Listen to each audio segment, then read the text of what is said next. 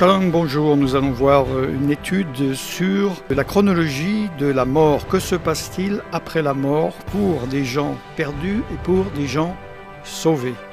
Nous allons partir sur ce schéma que vous voyez, qui peut paraître compliqué, mais vous allez voir, cela va être très simple. Pour résumer, ici, c'est votre vie. Donc là, vous naissez et là, vous mourrez. D'accord ? Là, vous mourrez. Ici, c'est ce qu'on appelle le séjour des morts. Ensuite, le jugement et l'éternité. Dans les enseignements du Moyen Âge, les enseignements catholiques, on s'arrêtait, en gros, à cette phase. En fait, c'est cette phase-là qui était mise ici. C'est-à-dire, la doctrine, c'est « tu es sauvé, tu meurs, tu ressuscites, tu vas au paradis. Tu es perdu, tu meurs et tu vas en enfer, point final. »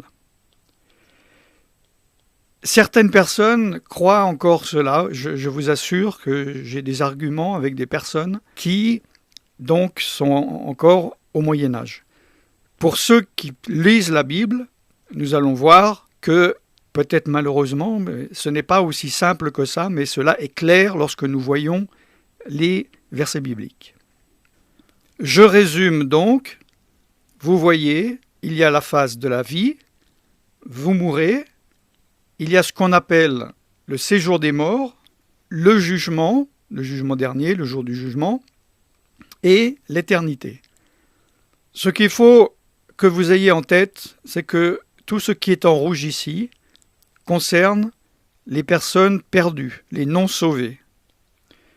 Toute cette région-là, cela concerne les sauvés, c'est-à-dire une personne qui est là maintenant et, si vous voulez, déjà là. Une personne qui est là, il est déjà spirituellement là. Nous allons le voir avec les versets bibliques. Commençons par le commencement.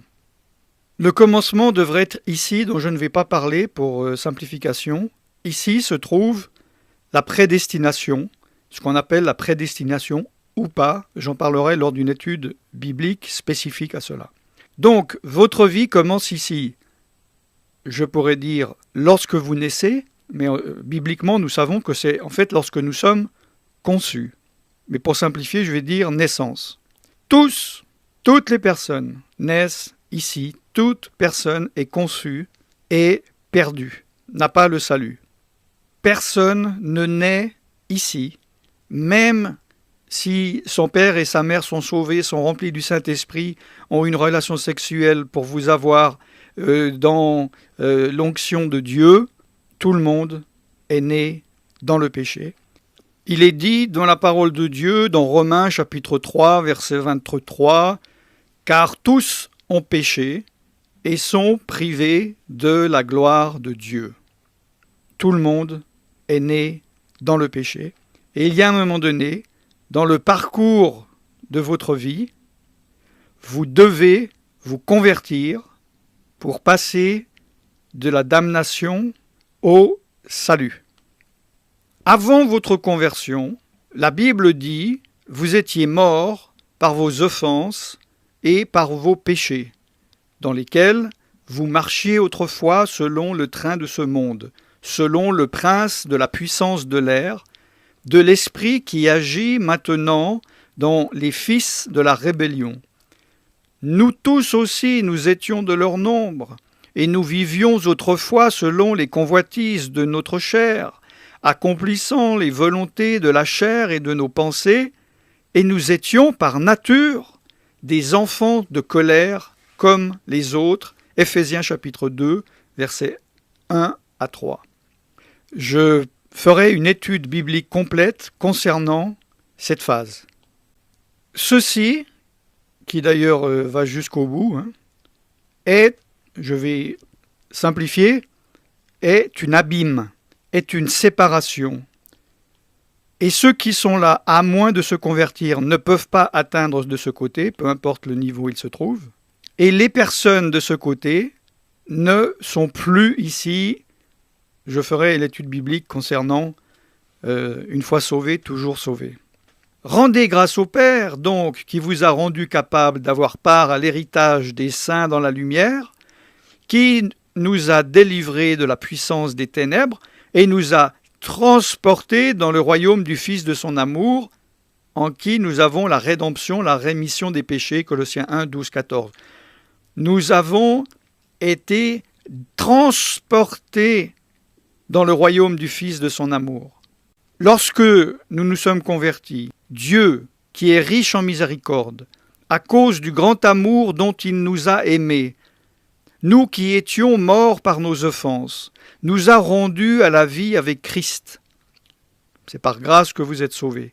Il nous a ressuscités ensemble et nous a fait asseoir ensemble dans les lieux célestes en Jésus-Christ. Éphésiens chapitre 2, versets 4 à 6. Nous voyons que malgré que nous soyons encore dans ces corps et que nous ne soyons pas ressuscités, que nous n'ayons pas encore le corps de gloire, qu'il puisse paraître que rien n'a changé, spirituellement nous sommes déjà ressuscités et assis avec Jésus-Christ, Yeshua, dans les lieux célestes. J'espère que vous le savez, tout être humain à un moment donné meurt. Peu importe son âge, les circonstances, soit il meurt ici sauvé, soit il meurt ici perdu. Que se passe-t-il à ce moment-là?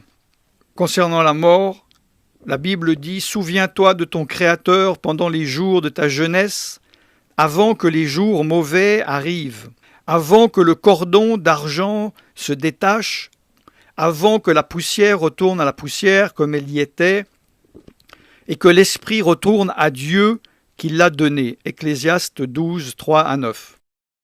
Le cordon qui se détache, c'est une personne qui meurt.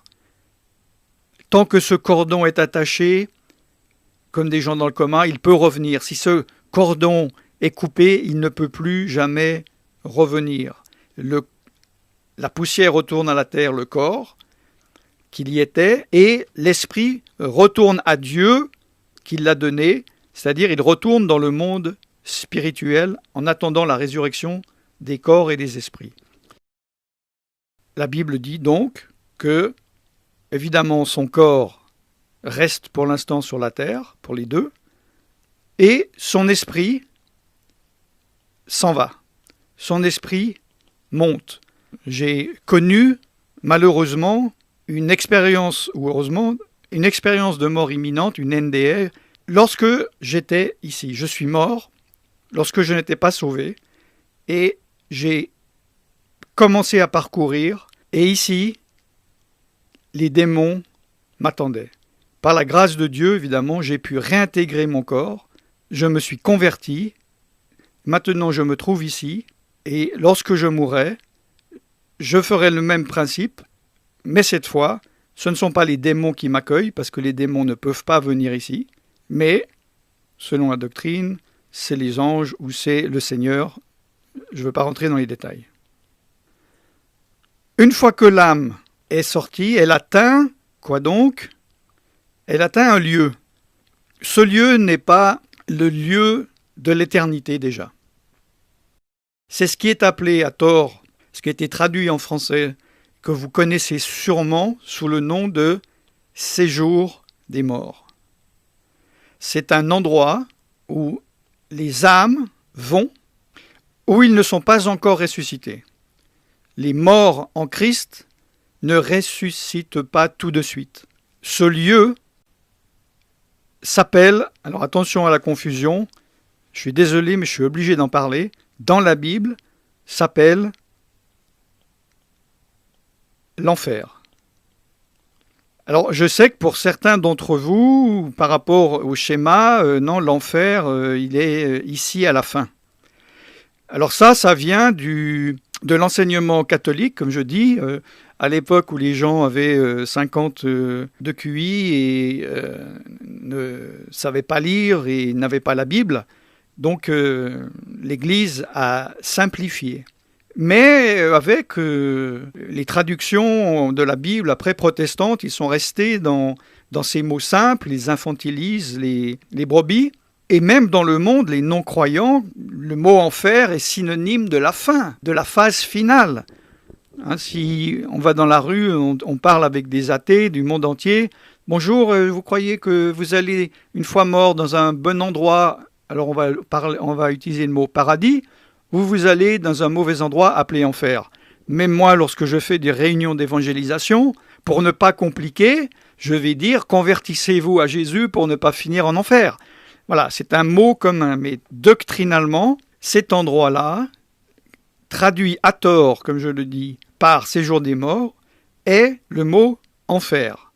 Dans l'Ancien Testament, il est écrit en hébreu le Sheol, et en grec, dans le Nouveau Testament, Hadès. Partout où vous allez voir le terme séjour des morts, il s'agit du Hadès. Ce lieu est l'endroit où en fait l'esprit des gens se trouve. Puisque le corps de ces personnes sont ici, ils sont encore sur terre. Oui, ouvrez de grâce le cercueil d'une personne sauvée, entre 3 minutes ou 10 ans après, je vous assure que son corps est encore là, il n'est pas ressuscité, parce que la résurrection, c'est la résurrection des corps et de l'âme ou de l'esprit.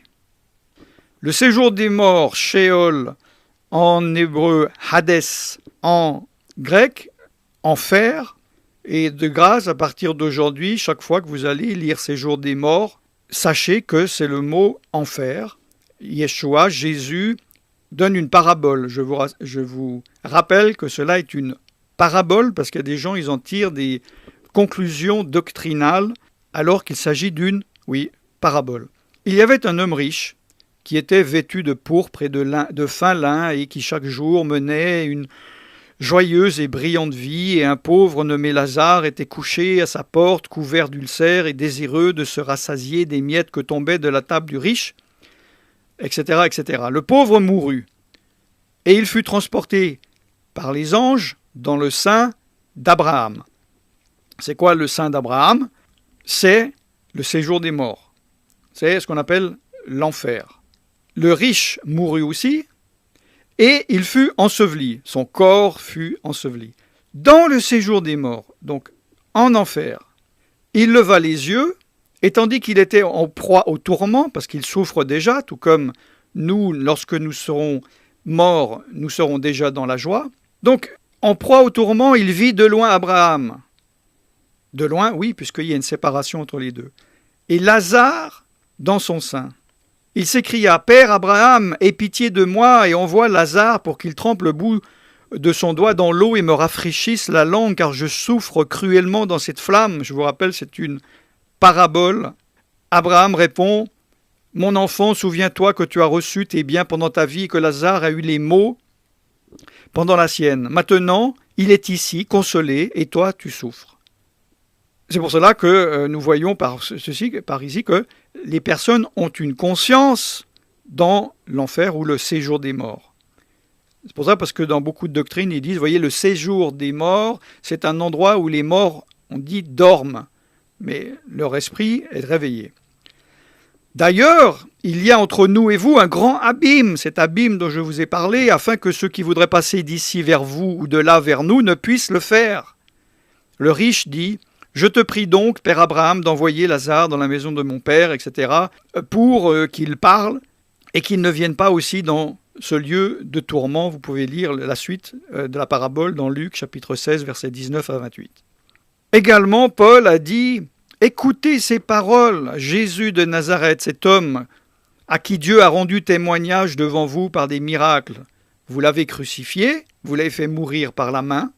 Dieu l'a ressuscité, en le délivrant des liens de la mort, parce qu'il n'était pas possible qu'il fût retenu par elle. Par où? Par le Sheol, par le Hadès, par ce séjour des morts. C'est pour cela qu'il est resté 3 jours. Mais au bout de ces 3 jours, il est ressuscité. Il est le premier ressuscité. Il n'y en a pas 2, il n'y en a pas 3, il n'y en a pas 0, il y en a un, c'est Yeshua. Car David dit de lui, de Jésus, « Je voyais constamment le Seigneur devant moi parce qu'il est à ma droite, afin que je ne sois pas ébranlé aussi dans mon cœur et dans la joie, et ma langue est dans la allégresse, et même ma chair repose avec Espérance, car tu n'abandonneras pas mon âme dans le séjour des morts. Dieu, le Père, n'a pas abandonné l'âme de Jésus, de Yeshua, dans l'enfer, dans le séjour des morts. Et tu ne permettras pas que ton sein voie la corruption. Non, il est ressuscité au bout du 3e jour. C'est la résurrection du Christ qu'il a prévue et annoncée en disant qu'il ne serait pas abandonné dans l'enfer ou le séjour des morts et que sa chair ne verrait pas la corruption. C'est ce Jésus que Dieu a ressuscité et nous en sommes témoins. Actes chapitre 2, versets 22 à 27, plus 31 et 32. Jésus dit d'ailleurs, dans Apocalypse 1, 18, 19, « Je suis l'alpha et l'oméga, ou le premier et le dernier, je suis le vivant. J'étais mort, et voici, je suis vivant au siècle des siècles, c'est-à-dire pour l'éternité. Je tiens les clés de la mort et de l'enfer, et du séjour des morts. » Parce qu'à la fin, la mort et l'enfer, le séjour des morts, sera jeté dans les temps de feu. Au 4e sceau, S-C-E-A-U, quand il ouvrit le 4e sceau, j'entendis la voix du 4e être vivant qui disait « Viens !» Je regardai, et voici parut un cheval d'une couleur pâle. Celui qui le montait se nommait la mort. Et le séjour des morts l'accompagnait. L'enfer l'accompagnait. La mort est toujours accompagnée du lieu où vont les morts. Le pouvoir leur fut donné sur le quart de la terre pour faire périr les hommes par l'épée, pour la famine, par la mortalité et par les bêtes sauvages de la terre. Apocalypse 6, 7, 8. À partir du moment où nous sommes morts, ici ou ici, on ne peut plus revenir en arrière. On est perdu ou on est sauvé, c'est trop tard. Il est réservé aux hommes de mourir une seule fois, après quoi vient le jugement. Hébreux 9, 27. Il y a un événement important qui va se passer avant la fin des temps. Il s'agit du millénium. Je veux juste quand même donner 2 versets, mais je ne veux pas rentrer dans les détails. Et nous allons voir dans la parole de Dieu. Puis je vis descendre du ciel un ange qui avait la clé de l'abîme et une grande chaîne à sa main. Il saisit le dragon, le serpent ancien, qui est le diable et Satan. Il le lia pour 1000 ans. Il le jeta dans l'abîme, ferma et scella l'entrée au-dessus de lui, afin qu'il ne séduisît plus les nations, jusqu'à ce que les 1000 ans fussent accomplis. Après cela, il faut qu'il soit délié un peu de temps. Et je vis des trônes, et à ceux qui s'y assirent furent donnés le pouvoir de juger. Et je vis les âmes de ceux qui avaient été décapités à cause du témoignage de Jésus et à cause de la parole de Dieu, et de ceux qui n'avaient pas adoré la bête ni son image, et qui n'avaient pas reçu la marque sur leur front et sur leurs mains. Ils revinrent à la vie, et ils régnèrent avec Christ pendant 1000 ans. Les autres morts ne revinrent point à la vie jusqu'à ce que les 1000 ans fussent accomplis. C'est la première résurrection. Heureux et saints ceux qui ont part à la première résurrection. La seconde mort n'a point de pouvoir sur eux, mais ils seront sacrificateurs de Dieu et de Christ, et ils régneront avec lui pendant 1000 ans. Apocalypse chapitre 20, versets 1 à 6. Car si nous croyons que Jésus est mort et qu'il est ressuscité, croyons aussi que Dieu ramènera par Jésus et avec lui ceux qui sont morts. Voici en effet ce que nous déclarons d'après la parole du Seigneur. Nous les vivants, restés pour l'avènement du Seigneur. Donc ceux qui ne sont pas encore morts au jour de la résurrection. Nous ne devancerons pas ceux qui sont morts, car le Seigneur lui-même a un signal donné à la voix d'un archange et au son de la trompette de Dieu ou de chauffard de Dieu, descendra du ciel, et les morts en Christ ressusciteront premièrement. Ensuite, nous les vivants qui serons restés, nous serons tous ensemble enlevés avec eux sur des nuées à la rencontre du Seigneur dans les airs, et ainsi nous serons toujours avec le Seigneur. 1 Thessaloniciens, chapitre 4, versets 14 à 17. Donc, à un moment donné, le diable est lié pour 1000 ans. Et nous voyons les âmes des croyants des derniers temps qui avaient été décapités à cause du témoignage de Jésus. Pourquoi le dernier temps, nous voyons ceux qui n'avaient pas adoré la bête ni son image, et qui n'avaient pas reçu la marque sur leur front ou sur leurs mains, c'est-à-dire ceux qui ne sont pas encore morts, ceux qui sont sur la terre, ils revinrent à la vie, et ils règnent avec le Christ sur cette terre pendant 1000 ans. Les autres morts ne revinrent point à la vie, jusqu'à ce que les 1000 ans fussent accomplis. C'est la première résurrection, c'est-à-dire ceux qui se trouvent dans l'enfer, ceux qui ne sont pas sauvés, à ce moment-là, ne ressuscitent pas encore, ils ressusciteront à la fin des temps. Des sauvés, il y a ceux qui sont sur la terre et ceux qui sont déjà dans le séjour des morts, dans l'enfer. Ceux-là ressusciteront d'abord. Ensuite, les vivants qui sont restés sont enlevés avec eux sur les nuées auprès du Seigneur, à la rencontre du Seigneur dans les airs. Et ainsi, nous serons toujours avec le Seigneur. Nous savons que là, il est en train de revenir pour les 1000 ans. Nous le rejoignons pour arriver avec lui dans la gloire sur la terre pour régner pendant 1000 ans. Ce que je dis, frères, c'est que la chair et le sang, donc le corps, ne peuvent hériter le royaume de Dieu, et que la corruption n'hérite pas de l'incorruptibilité. Voici, je vous dis un mystère, nous ne mourrons pas tous, mais tous nous serons changés en un instant et en un clin d'œil à la dernière trompette. Là, il parle pour les personnes, en effet, qui sont encore là à la dernière trompette, qui ne seraient pas morts à ce moment, donc ils seront encore en vie. La trompette sonnera, et les morts ressusciteront incorruptibles. Et nous qui, les personnes qui seront encore sur terre et en vie, au jour de la résurrection, nous serons changés. Car il faut que ce corps corruptible revête l'incorruptibilité, que ce corps mortel revête l'immortalité. Lorsque ce corps corruptible aura revêtu l'incorruptibilité et que ce corps mortel aura revêtu l'immortalité, alors s'accomplira la parole qui est écrite, la mort a été engloutie dans la victoire. 1 Corinthiens chapitre 15 versets 50 à 53. Je suis désolé, je parle un peu vite, mais je ne veux pas que cette vidéo soit trop longue. Je sais que la majorité des gens sur Internet ont une concentration de 10 minutes. Comme c'est une étude généraliste sur la mort de A à Z, j'ai décidé de ne pas du tout compliquer et de ne pas intégrer dans cet enseignement, cette étude, à quel moment le Messie revient. Je parlerai de tout cela dans des études spécifiques.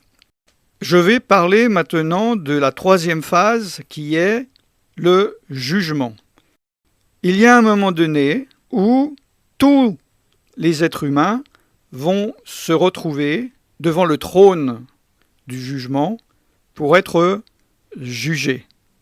Concernant la résurrection et le jugement, Osée chapitre 13 verset 14, « Je les rachèterai de la puissance de l'enfer, ou du séjour des morts dans votre Bible en français, je pense, et je les délivrerai de la mort. » Acte 24, 15, « Ayant en Dieu cette espérance comme ils l'ont eux-mêmes, qu'il n'y aura une résurrection des justes et des injustes. » Il y aura bien une résurrection des justes et des injustes. Beaucoup de personnes disent que les injustes ou les perdus ne vont pas ressusciter. Ils vont ressusciter, mais pour ensuite être mis dans le lac de feu pour l'éternité. Ne vous étonnez pas de cela, car l'heure vient où tous ceux qui sont dans les sépulcres, c'est-à-dire tous ceux qui ont vécu et tous ceux qui sont morts, donc tout le monde, entendront sa voix et en sortiront. Ceux qui auront fait le bien ressusciteront pour la vie, mais ceux qui auront fait le mal ressusciteront pour le jugement. Jean, chapitre 5, versets 28 à 29. Yeshua, Jésus a dit, en vérité, je vous le dis, l'heure vient, et elle est déjà venue, où les morts entendront la voix du Fils de Dieu, et ceux qui l'auront entendu vivront. Ne vous étonnez pas de cela, car l'heure vient où tous ceux qui sont dans les sépulcres entendront sa voix et en sortiront. ceux qui auront fait le bien ressusciteront pour la vie, mais ceux qui auront fait le mal ressusciteront pour le jugement. Jean 5, 28, 29. Le diable qui les séduisait fut jeté dans l'étang de feu et de soufre, où sont la bête et le faux prophète, et ils seront tourmentés jour et nuit au siècle des siècles. Cet étang de feu et de soufre que la majorité des gens appellent ou pensent être l'enfer. Et ils seront tourmentés jour et nuit au siècle des siècles. Puis je vis un grand trône blanc, et celui qui était assis dessus. La terre et le ciel s'enfuirent devant sa face, et il ne fut plus trouvé de place pour eux. Et je vis les morts, les grands et les petits, qui se tenaient devant le trône. Des livres furent ouverts. Et un autre livre fut ouvert, celui qui est le livre de vie. Et les morts furent jugés selon leurs œuvres, d'après ce qui était écrit dans ces livres. La mer rendit les morts qui étaient en elle, la mort et le séjour des morts, donc la mort et l'enfer, rendirent les morts qui étaient en eux, et chacun fut jugé selon ses œuvres. Et la mort et l'enfer, ou la mort et le séjour des morts, furent jetés dans l'étang de feu. C'est la seconde mort, l'étang de feu, que tout le monde appelle à tort l'enfer. Quiconque ne fut pas trouvé écrit dans le livre de vie fut jeté dans l'étang de feu, Apocalypse chapitre 20, 10, 14. Alors il est vrai que dans le Nouveau Testament, il est dit que le croyant ne passera pas en jugement. En effet, concernant le salut, donc, d'accord, il est déjà jugé. Parce que ce jour du jugement, il est dit que le livre de vie sera ouvert et quiconque a son nom inscrit dessus ira dans l'éternité avec Dieu. Et ce nom a été écrit alors que cette personne était vivante ici, lorsqu'il s'est converti. Tout comme le nom de la personne qui n'est pas inscrit dans le livre de vie, il est ici, et il meurt, comme son nom n'est pas inscrit, il est déjà jugé. D'accord ? Donc ce n'est pas le jugement pour dire voyons qui va rentrer dans le royaume de Dieu ou qui ne va pas y entrer. Les dés sont déjà jetés ici. Mais il y aura des livres d'ouverts concernant les œuvres. Mais ça, il ne s'agit pas du salut. Nous sommes sauvés par grâce, par le moyen de la foi et pas par les œuvres. Mais selon notre comportement dans notre vie, même en tant que chrétien, il y aura des récompenses ou pas. Je ne veux pas utiliser des récompenses ou des punitions. J'en parlerai profondément dans l'étude concernant le jour du jugement. Tandis que, par la même parole, les cieux et la terre d'à présent sont gardés et réservés pour le feu, pour le jour du jugement et de la ruine des hommes impies, mais il est une chose, bien-aimée, que vous ne devez pas ignorer. C'est que devant le Seigneur, un jour est comme 1000 ans, et 1000 ans sont comme un jour. Le Seigneur ne tarde pas dans l'accomplissement de la promesse, comme quelques-uns le croient, mais il use de patience envers vous, ne voulant qu'aucun ne périsse, mais voulant que tous arrivent à la repentance. Le jour du Seigneur viendra comme un voleur. En ce jour, les cieux passeront avec fracas, les éléments embrasés se dissoudront, et la terre avec les œuvres qu'elle renferme seront consumées. Puisque donc toutes ces choses doivent se dissoudre, quelles ne doivent pas être la sainteté de votre conduite et votre piété, tandis que vous attendez et hâtez l'avènement du jour de Dieu, à cause duquel les cieux enflammés se dissoudront et les éléments embrasés se fondront. Mais nous attendons, selon la promesse, de nouveaux cieux et une nouvelle terre où la justice habitera. 2 Pierre, chapitre 3, versets 7 à 13. Apocalypse 21, 1. Puis je vis un nouveau ciel et une nouvelle terre, car le premier ciel et la première terre avaient disparu, et la mer n'était plus. C'est le moment où le jugement va commencer par la maison de Dieu. Or, si c'est par nous qu'il commence, quelle sera la fin de ceux qui n'obéissent pas à l'évangile de Dieu ? Et si le juste se sauve avec peine, Que deviendront l'impie et le pécheur? 1 Pierre 4, 17, 18. Il n'y a donc maintenant aucune condamnation pour ceux qui sont en Jésus-Christ. Romains 8, 1. Je vous le dis, au jour du jugement, les hommes rendront compte de toute parole vaine qu'ils auront proférée. Car par tes paroles tu seras justifié et par tes paroles tu seras condamné. Matthieu 12, 36, 37.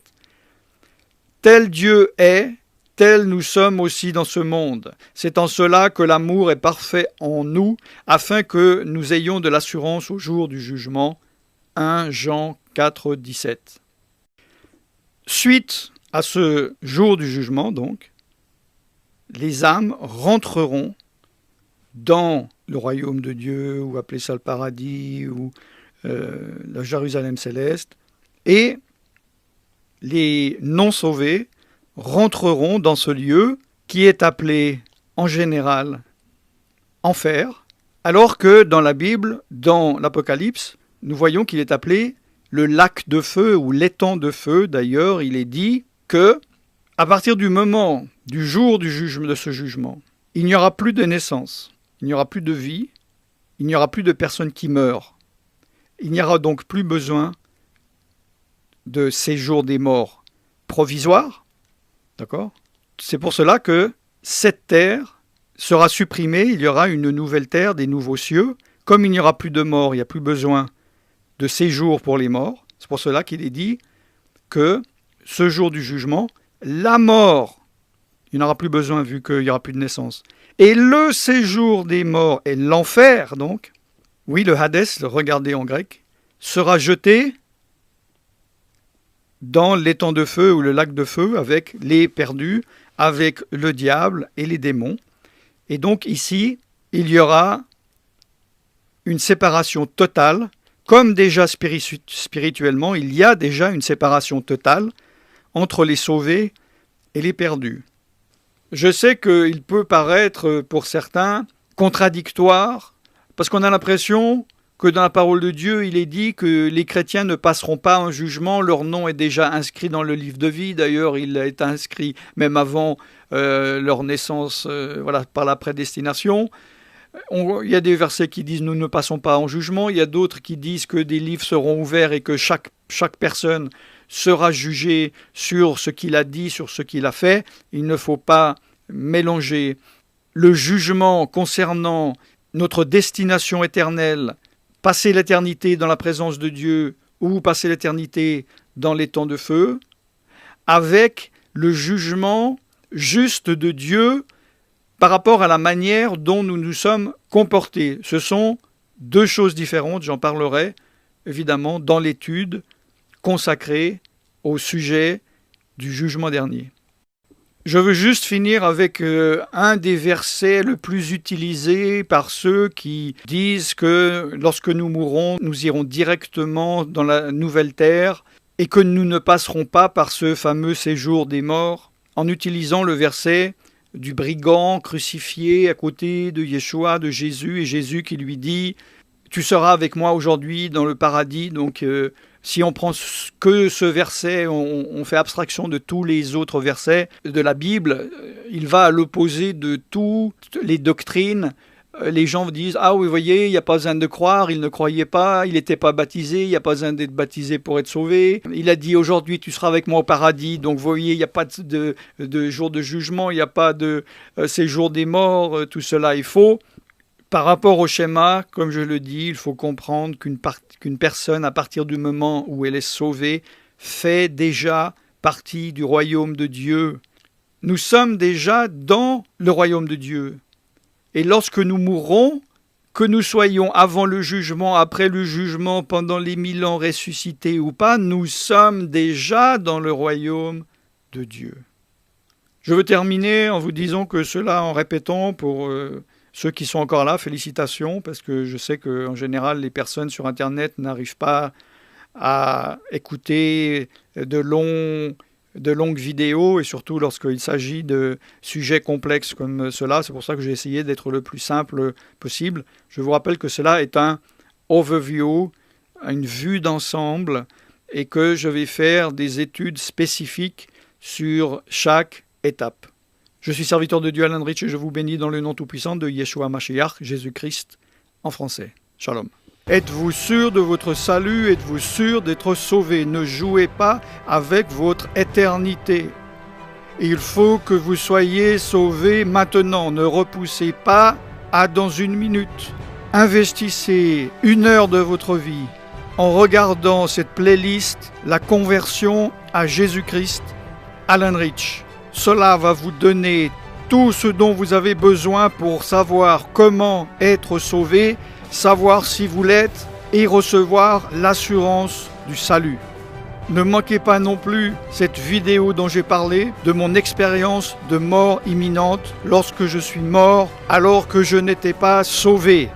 Les 2 liens de ces vidéos se trouvent dans la description de cette vidéo.